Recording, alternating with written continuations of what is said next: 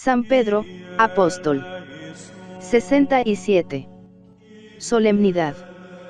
29 de junio. Solemnidad de San Pedro y San Pablo. Ver también, San Pablo, apóstol.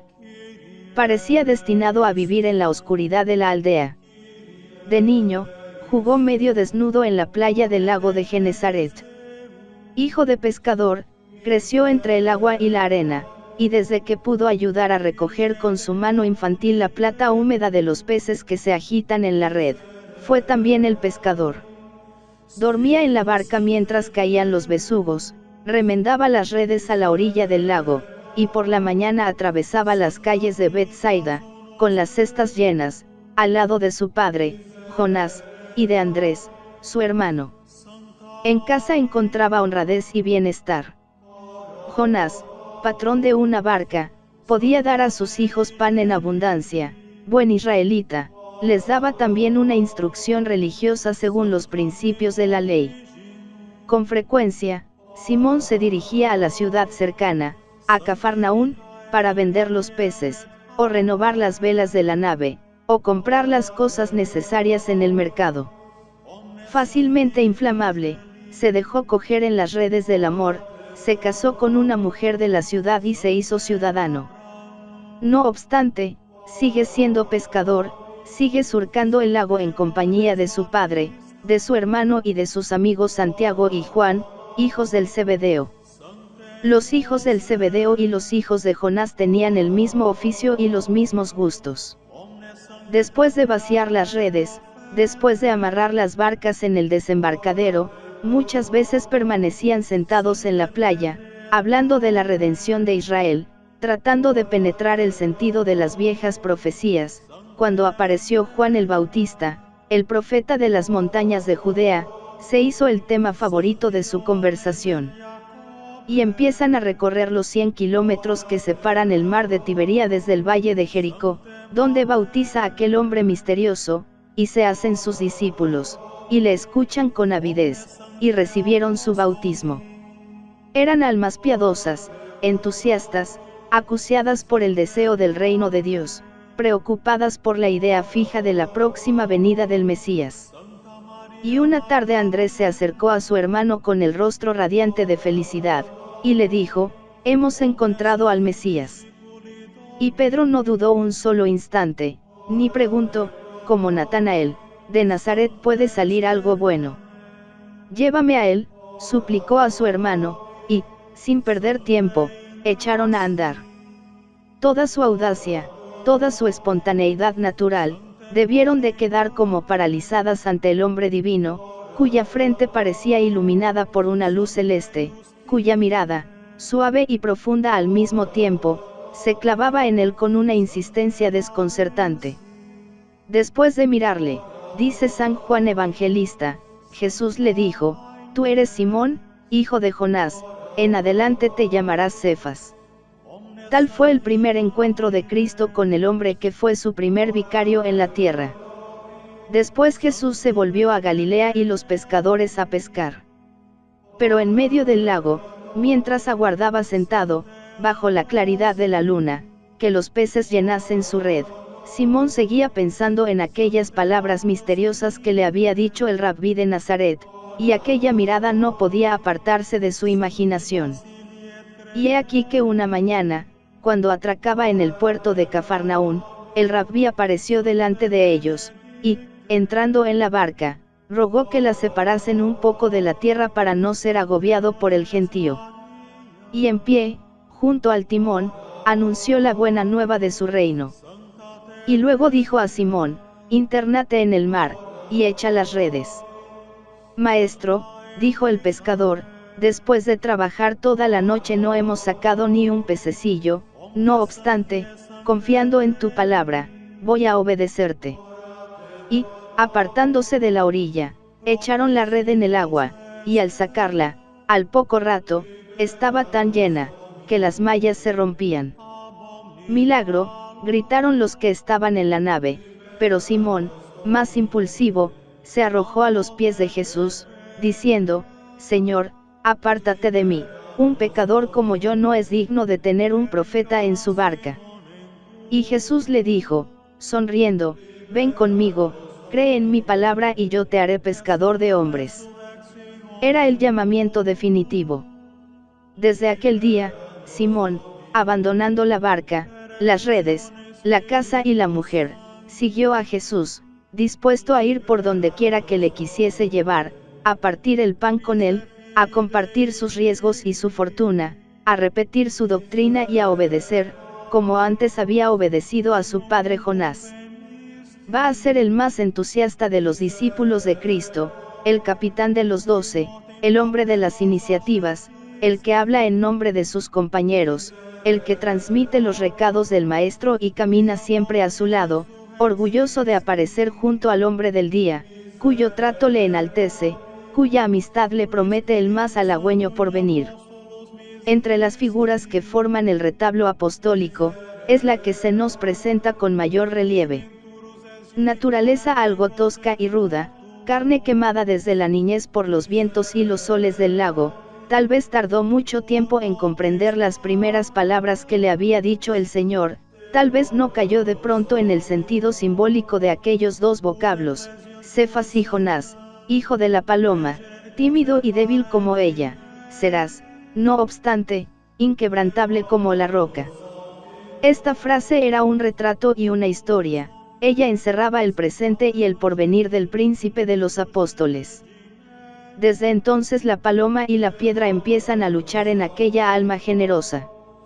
Durante la vida de Jesús, Pedro es el hombre de las contradicciones, temeroso y arriesgado, cobarde y entusiasta, modelo de amor y de fe, pero siempre rudo y tosco y algo inconsciente en aquellos arrebatos de su naturaleza impetuosa.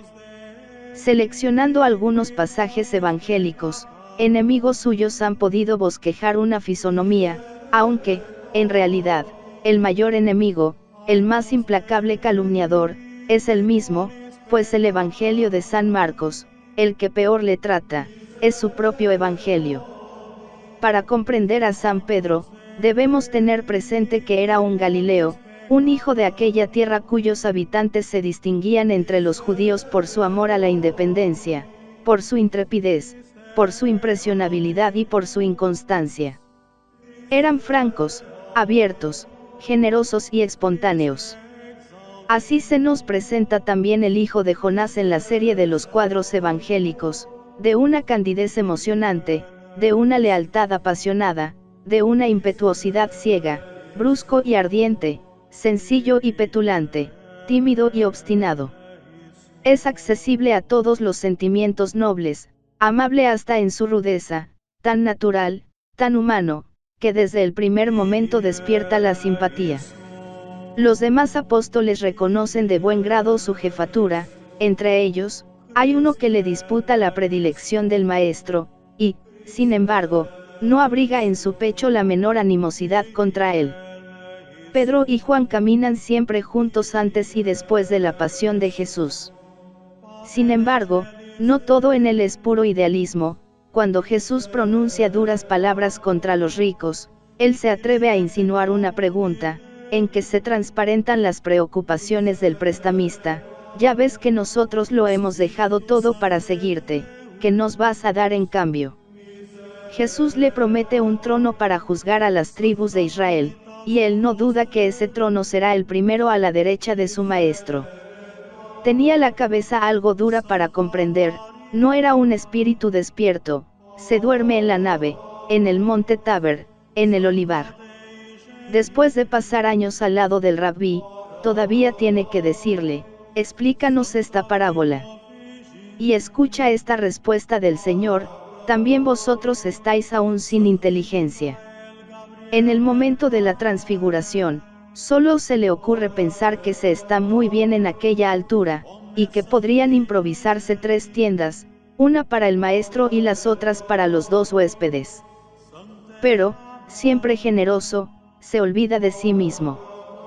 Tiene por Cristo un amor ciego que compensa todas sus debilidades, aunque ese mismo amor le lleva a los mayores desvaríos, y hace brotar de los labios del Redentor una frase terrible.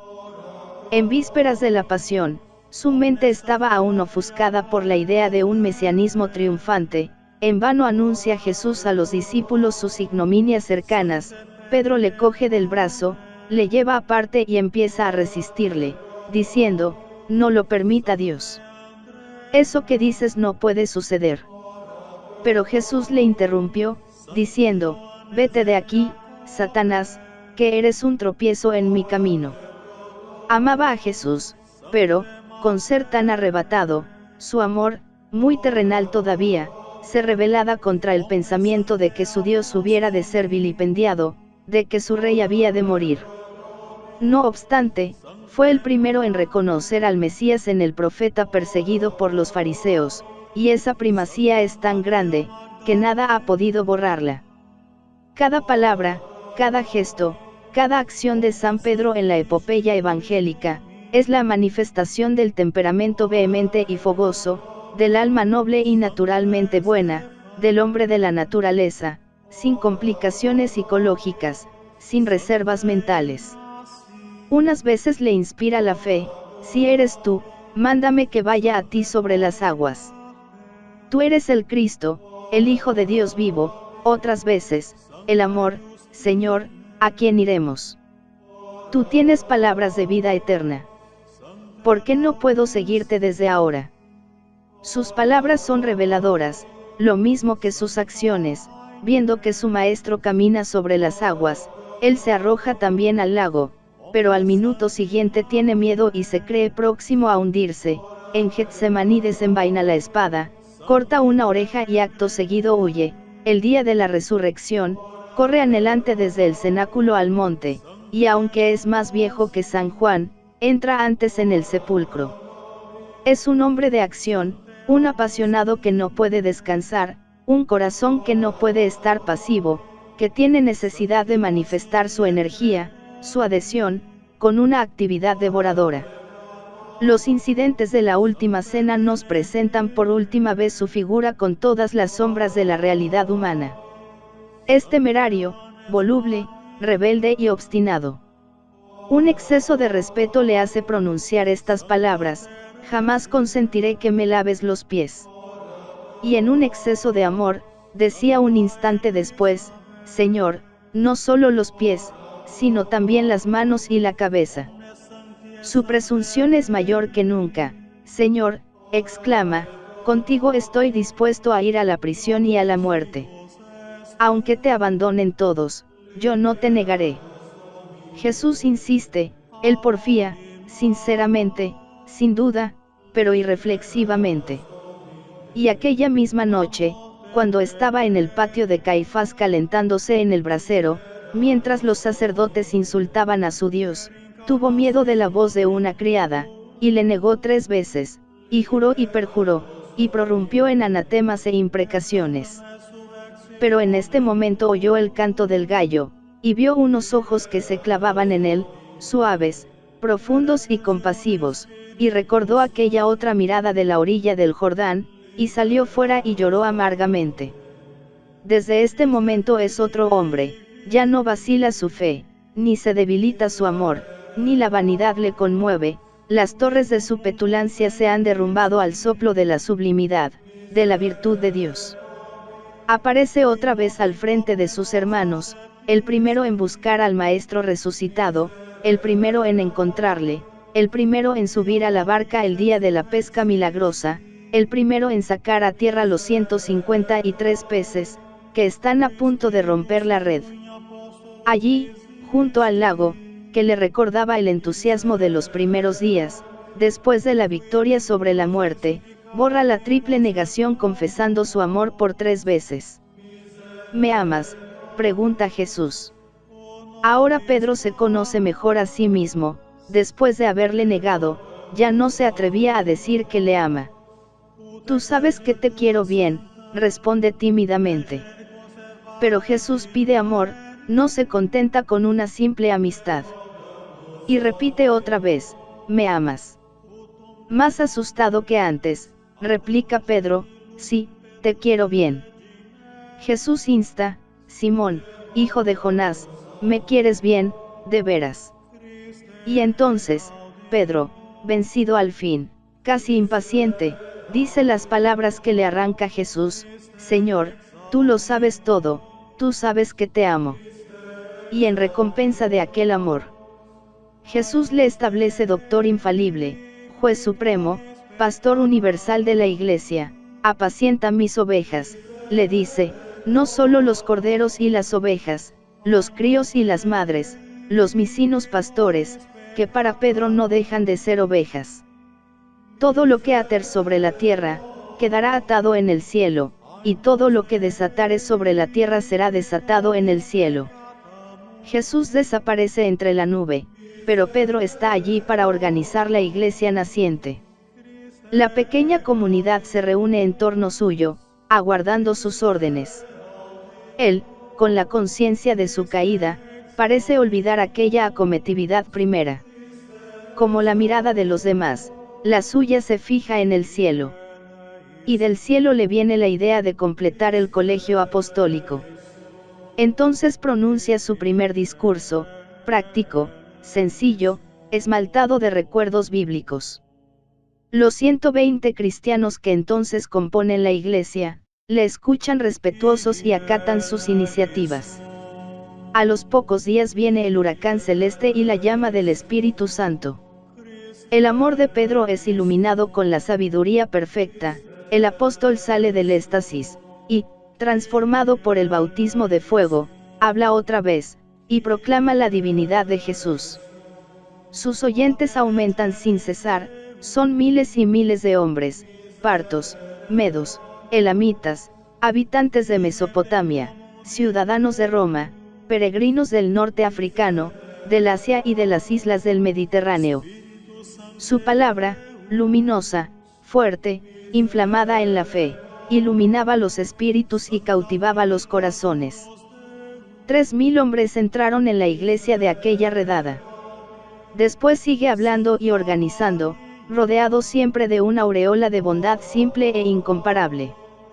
Sigue hablando delante de los hermanos y delante de los príncipes de los sacerdotes, palabras rudas y fuertes, en que respira aún algo de su antigua rudeza, palabras definitivas e inolvidables, como estas que dice al cojo del templo: no poseo oro ni plata, pero te doy lo que tengo, en nombre de Jesús Nazareno, levántate y vete. Como estas que pronuncia en medio del Sanedrín: juzgad vosotros mismos si es justo obedecer a Dios o a los hombres.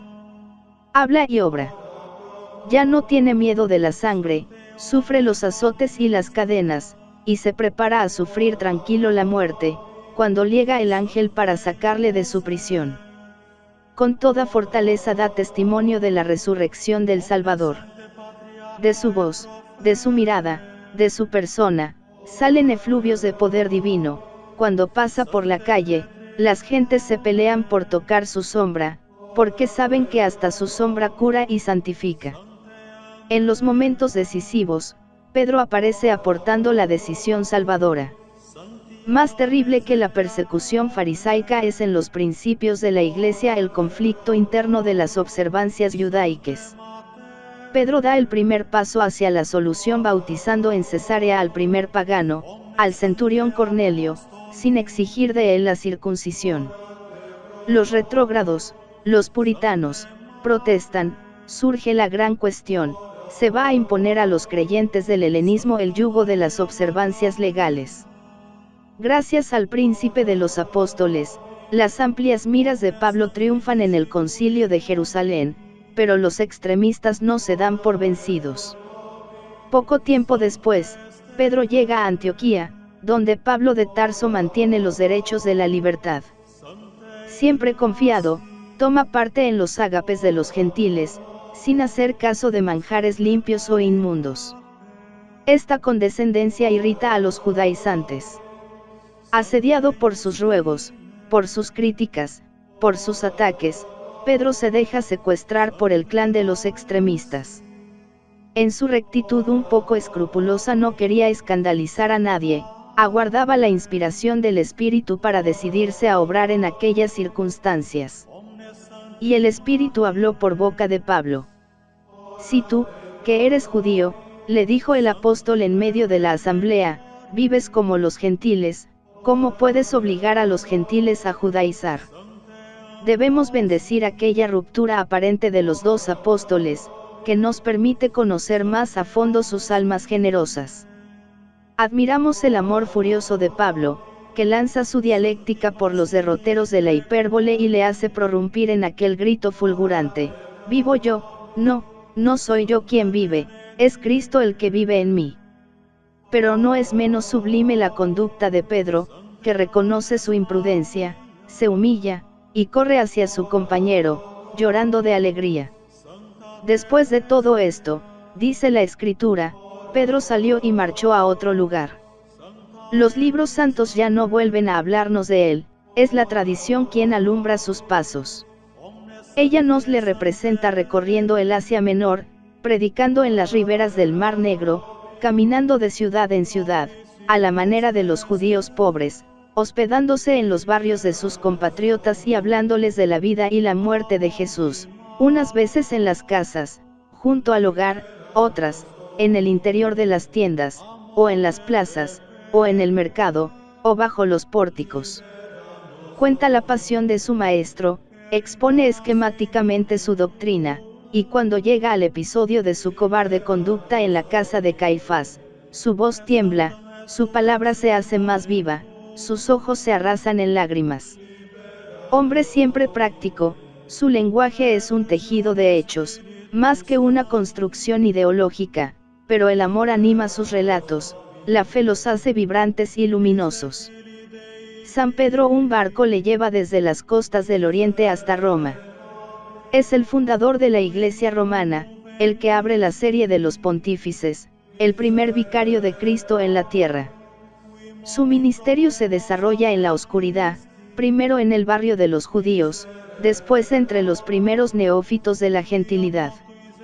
Su bondad era la fuerza de su predicación. Se le escucha porque no excluye a nadie de la salud, porque, en medio de una sociedad al parecer feliz, busca a los que lloran y tienen hambre y sed de justicia, porque despliega ante los ojos de los miserables la esperanza radiosa de la libertad espiritual. Los esclavos, los menestrales, las pobres mujeres se alegran cuando le oyen decir que la verdad les hace libres, y que no hay más servidumbre que la del pecado. Todo lo que ha sido vencido, dice Pedro, se hace esclavo de aquel que le ha vencido. Los verdaderos esclavos eran aquellos patricios entregados a todas las concupiscencias de la carne y a todas las inquietudes de la ambición. No obstante, el apóstol predicaba: siervos, estad sujetos a vuestros señores, no solo a los buenos y piadosos, sino también a los duros y severos, porque es una gracia sufrir, para agradar a Dios, los castigos injustos. Es una gloria sufrir por Cristo, que ha sufrido por vosotros, que sois una raza escogida, un sacerdocio real, una nación santa, un pueblo formado por Dios, a fin de anunciaros las grandezas de aquel que os ha llamado de las tinieblas a su luz admirable. El 19 de julio del año 64 los almacenes de aceite que estaban en las cercanías del Circo Máximo empezaron a arder, el fuego invadió todo el centro de Roma, llegó al Palatino, y continuó haciendo estragos durante 6 días. De las 14 regiones de la ciudad, 10 habían sido arrasadas. Contemplando las fauces rojas de las llamas que devoraban implacables su capital, Nerón había pasado los momentos más divertidos de su vida. Pronto se supo que el rumor popular le acusaba de incendiario. Fue preciso desviar el golpe y buscar otras víctimas.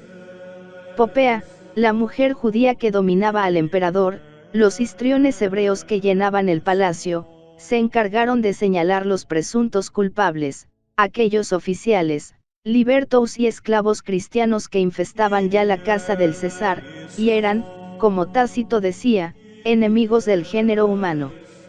Siguieron las matanzas en Roma, los martirios en masa y la promulgación del edicto neroniano en toda la extensión del imperio, Christiani non sint. Que los cristianos sean aniquilados. En este momento de aflicción, surge de entre la oscuridad la voz del jefe de la iglesia. Pedro ha recobrado la palabra de Jesús: tú, cuando te conviertas, confirma a tus hermanos. Las iglesias de Asia, las cristiandades formadas por él mismo y por Pablo, su hermano muy querido, gimen en la prueba, necesitan una voz de aliento, un consejo que las guíe en aquella hora difícil. Tal es el pensamiento que inspira la carta del apóstol, la primera de las encíclicas que desde entonces no han cesado de instruir y dirigir el mundo.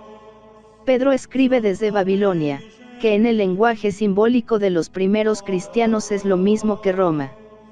No se propone desarrollar una tesis, sino alentar a los perseguidos y prepararles al sufrimiento y al martirio. Su escrito es una homilía conmovedora y sublime, en que la exposición doctrinal se mezcla con las palabras de aliento y los consejos morales, reflejo auténtico del corazón ardiente que conocimos junto al lago de Genesaret, más inclinado a la acción y a las súbitas iluminaciones que a los largos y sutiles razonamientos. No obstante, descubrimos un acento elocuente, una fuerza de expresión y una elevación de pensamiento que no aparecen en los primeros discursos pronunciados en Jerusalén. El amor, la contemplación de Jesús durante 5 lustros, han producido en él esta transformación. San Pablo ha influido también sobre él. Pedro amaba aquel corazón generoso, tan distinto del suyo, pero, como el suyo, inflamado en el amor de Jesús. Ha leído sus epístolas, las ha meditado largamente, porque le parecen difíciles de comprender, admira aquel estilo fuerte y aquel vuelo de águila, y ahora, sin perder nada de su originalidad, le imita visiblemente, no dudando en repetir pensamientos y expresiones de las epístolas a los romanos y a los efesios, y en calcar la forma exterior, la amplitud de la frase y el lenguaje cargado de incisos. Poco después, Pedro recibe noticias alarmantes de las iglesias de Oriente. La herejía, anatematizada ya por San Pablo y San Judas, siembra la inquietud entre los hermanos. Gnósticos y judaizantes llegan oscureciendo y adulterando el Evangelio. Antes de morir, el príncipe de los apóstoles dirige al mundo sus últimas palabras, destinadas a ponerle en guardia contra las seducciones del error. Empieza ponderando el don precioso de la fe, que hace brotar en nosotros una fuente irrestañable, de vida y de piedad, o, mejor aún, que nos une a la vida misma de Dios, pues por ella, somos participantes de la naturaleza divina. Y hablo, continúa Pedro, no exponiendo fábulas ingeniosas, como los herejes, sino porque fui testigo ocular de la majestad, pues me hallaba presente cuando Jesús recibió de Dios Padre honor y gloria, cuando la gloria descendió de la nube y se oyó la voz que decía, «Este es mi Hijo muy amado». Pedro ahora recoge las palabras de San Judas y las amplía, representando a los falsos doctores como fuentes sin agua, como nubes agitadas por la tempestad, como a pérfidos traficantes, lanzados de aquí para allá por la marejada de la avaricia. Pedro siente la necesidad de tranquilizar a los fieles, aterrados por el pensamiento de la parucia inmediata de Cristo. Cristo vendrá, dice, pasarán los cielos en el silbido de la tempestad, todos los elementos serán consumidos por el fuego, y entonces habrá un cielo y una tierra donde habitará la justicia, pero ignora lo que ha de tardar en venir este día. Una cosa sabe, que el llamamiento definitivo no puede tardar para él, que las puertas, del reino eterno de su Señor y Salvador Jesús, están abiertas. La hora de mi muerte se acerca rápidamente, el Señor me lo ha revelado. Perseguido por la policía, a ruego de los fieles se había decidido a salir de Roma, pero al llegar a las puertas de la ciudad encontró a su maestro, que entraba por la vía a pie. «Señor, ¿a dónde vas?», preguntó el discípulo, y recibió esta respuesta, «a ser crucificado de nuevo». Pedro comprendió, desanduvo el camino y apareció de nuevo entre sus neófitos, dispuesto a afrontar todos los peligros. Poco tiempo después era detenido y encerrado en la cárcel mamertina, donde le había precedido el apóstol de las gentes. No era ciudadano romano, no tenía ningún privilegio, no podía conseguir que su causa se instruyese de una manera legal. Para él solo quedaba uno de estos 3 suplicios, la cruz, la hoguera o el anfiteatro. El capricho de los perseguidores le destinó la muerte del madero. Solo una gracia pudo conseguir, que se le crucificase cabeza abajo. Morir sobre un trono de gloria, con la frente alta y las manos extendidas para abrazar al mundo entero, compararse en la muerte al Maestro, hubiera sido un tormento para el penitente humilde que había llorado largos años su flaqueza de una noche. Murió en el Vaticano, cerca del Palacio de Nerón, y allí sigue su cuerpo, venerado por toda la cristiandad, en el templo más grandioso de la tierra. El arte cristiano se encargó de conservarnos su fisonomía, como los evangelistas retrataron su alma. En los frescos más antiguos de las catacumbas, aparece ya con su cara redonda, su barba bien poblada, su cabellera corta y sus rasgos de campesino galileo, iluminados por un halo inefable de inteligencia y de bondad.